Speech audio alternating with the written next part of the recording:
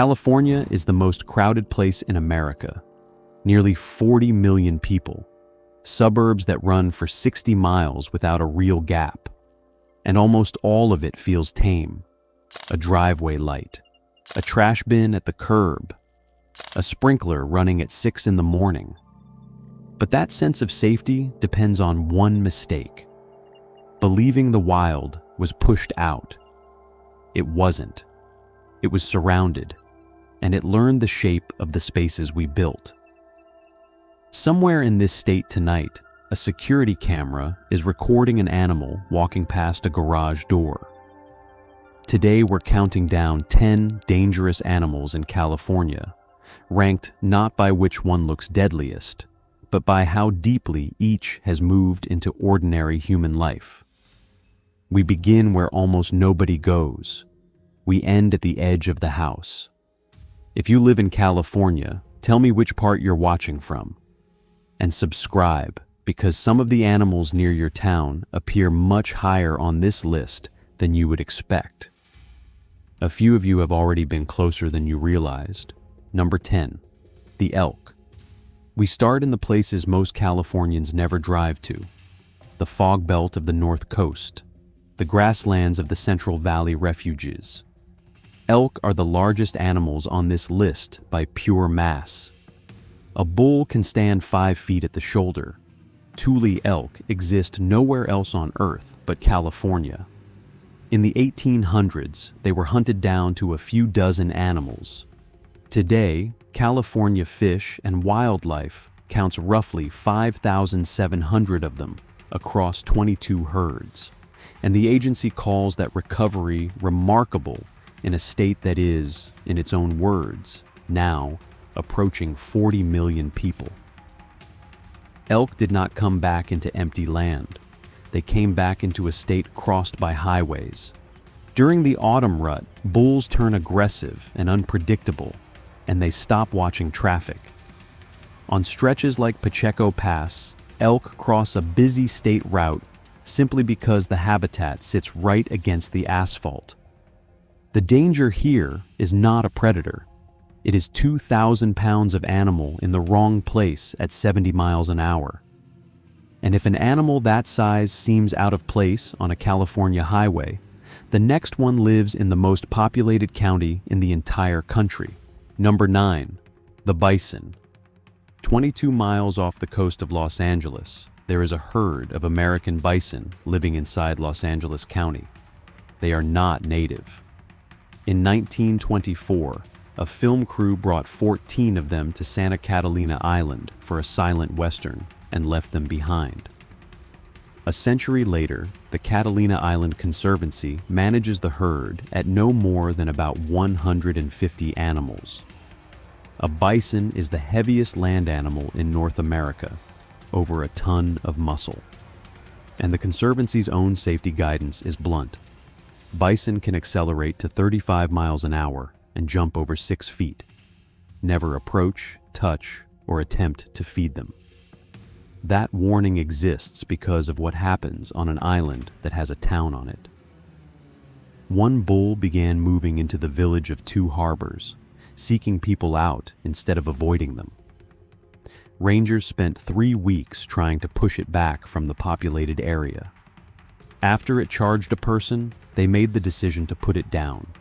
A town with ferries and campgrounds, and a wild animal that decided it was part of its range. Back on the mainland, the next animal isn't hiding on an island. It's lying on a public beach. Number 8, the northern elephant seal. Move down to the waterline and the scale gets stranger. A bull northern elephant seal reaches 14 to 16 feet long and can pass 5,000 pounds.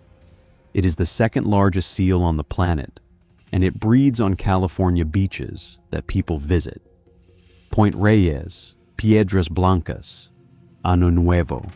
Visitors see an enormous gray shape lying still on the sand and read it as harmless. It isn't. In breeding season, bulls fight in full-body collisions, and they do not track where humans are standing. The National Park Service is direct about why whole beaches get closed. People are dangerous to elephant seals, and elephant seals are dangerous to people. Get too close to a female, and in the Park Service's own words, they can attack and bite. They look slow because they are built for the ocean, not for sand. Over a short distance, they are far faster than anyone expects. This is the one animal on the list where the danger is created almost entirely by a phone camera and 3 extra steps forward. And a few hundred yards out from those same beaches, something else is growing up in the shallows. Number 7, the great white shark. Everyone expects a shark on a California list. Almost nobody expects the reason. Southern California's coastal water is not somewhere adult white sharks happen to pass through. According to California Fish and Wildlife, it is a primary nursery ground. This is where the species raises its young. Researchers at the Cal State Long Beach Shark Lab have identified 2 nurseries in the eastern North Pacific, one in Baja, Mexico, and one along the beaches of Southern California. Juvenile white sharks hold in warm, shallow water close to shore, most commonly from April through October. That is the exact water, the exact months, and the exact depth where people swim, surf, and paddle. Drone research over Southern California beaches has documented young white sharks and swimmers sharing the same stretch of surf on the same day, again and again, with nobody in the water aware of it. That is the honest version of this animal, not a fin circling a boat. A young predator learning to hunt stingrays 50 yards off a lifeguard tower beside a public pier. Bites are rare. Proximity is constant, and it is the proximity that puts a great white this low on a list about how close the wild has come. Number 6, the wild pig. This is where the list crosses into farmland and the outer edge of the suburbs. California's wild pigs are a hybrid.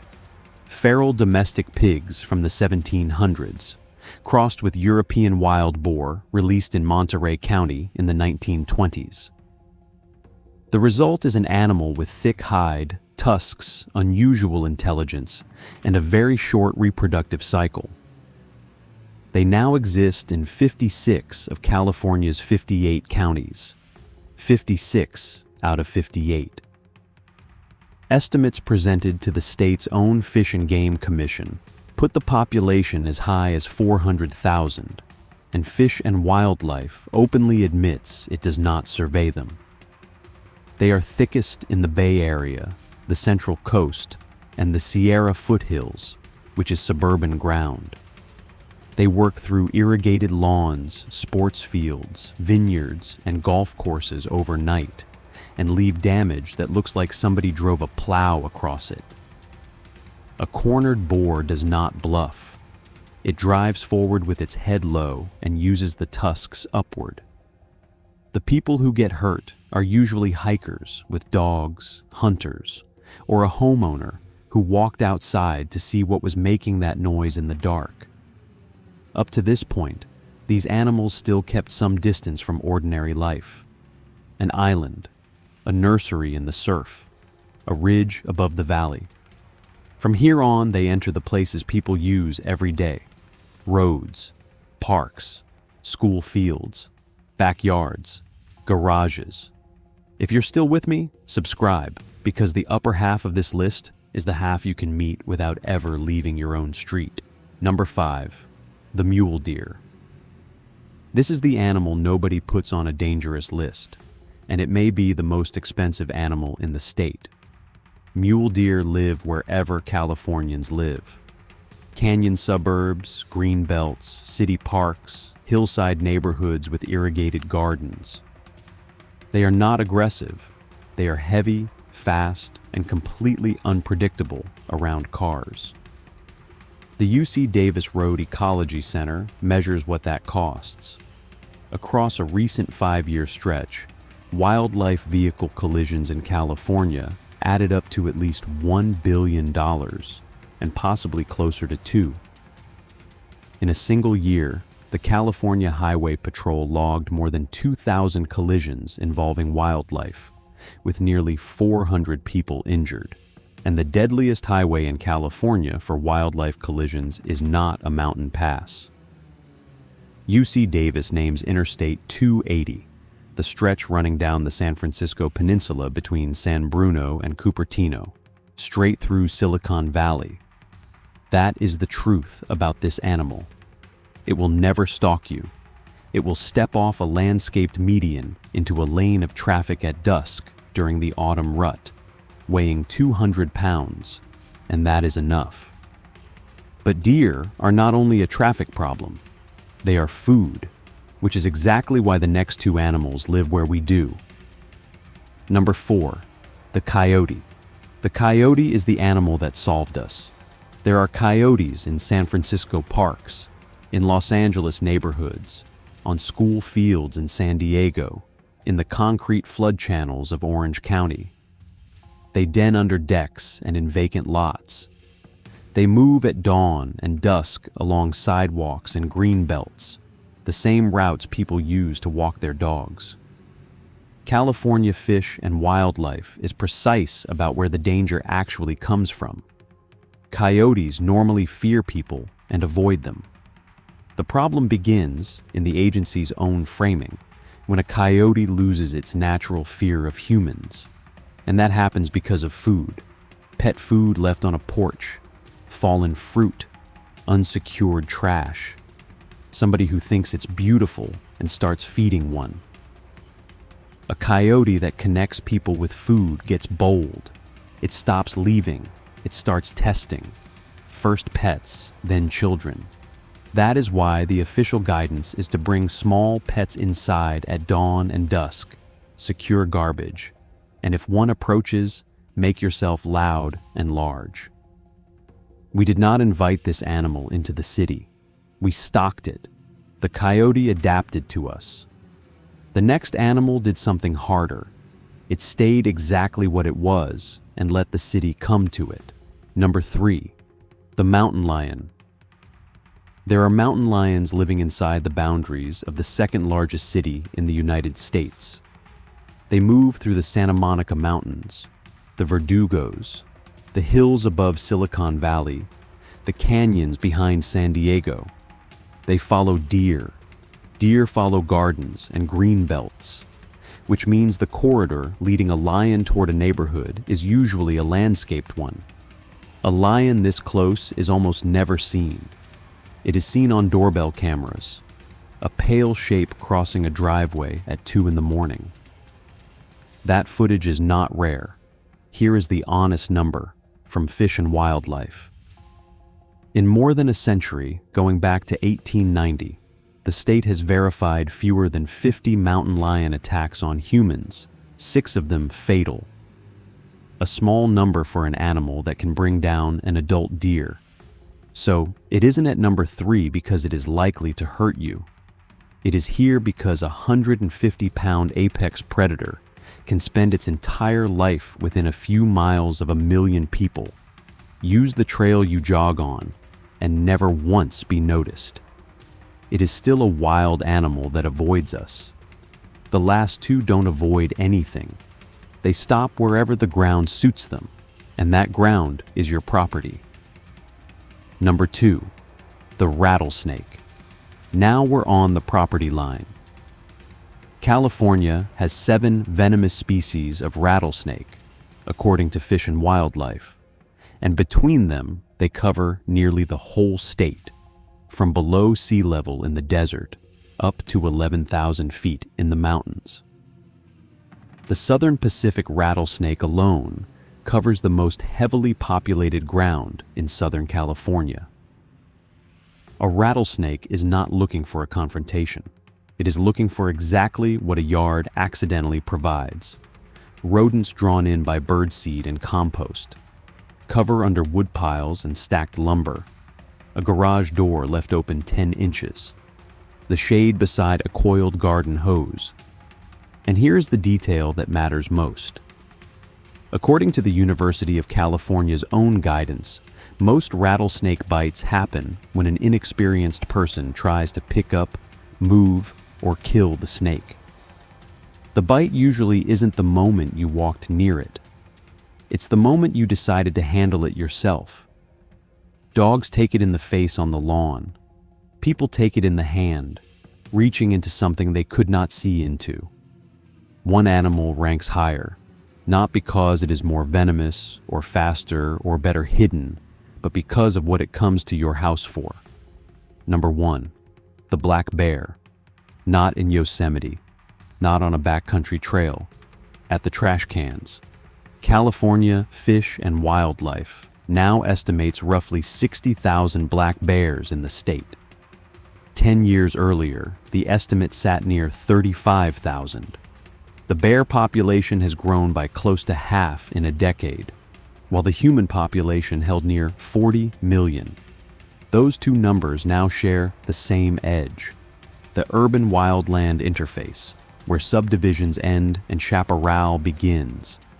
Here is what makes the black bear the answer to this entire video.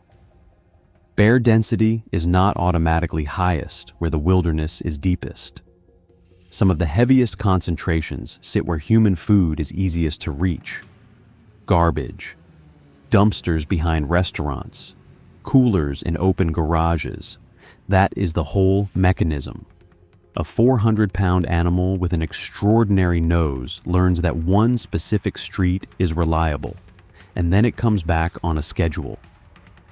Around Lake Tahoe, entire interagency teams exist for a single purpose: keeping bears from being taught by us.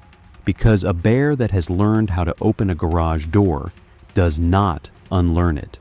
It brings cubs. That is why it's number 1. Every other animal on this list is somewhere you go. This one arrives where you already are, at the exact place you keep your food. And it is the only animal here whose numbers are climbing because of the way we live. Go back to the beginning, the driveway light, the bin at the curb, the sprinkler at 6 in the morning. California never pushed the wild out. It built 40 million lives around it. Freeways through migration routes, suburbs pressed against chaparral, cities along a shark nursery. The animals did not retreat. They read the map we drew and moved into the gaps we left. The elk still cross the same pass. The bears still work the same street. And almost every habit on this list, they learned from us. Nothing on this list is hunting you. Every one of them is closer than the map in your head allows. And the most dangerous thing in California isn't any of these 10 animals. It's how ordinary they have learned to look. And if you think California is close to home, the next place changes the rules again. Watch the next state on screen now. New place, new predators, every week.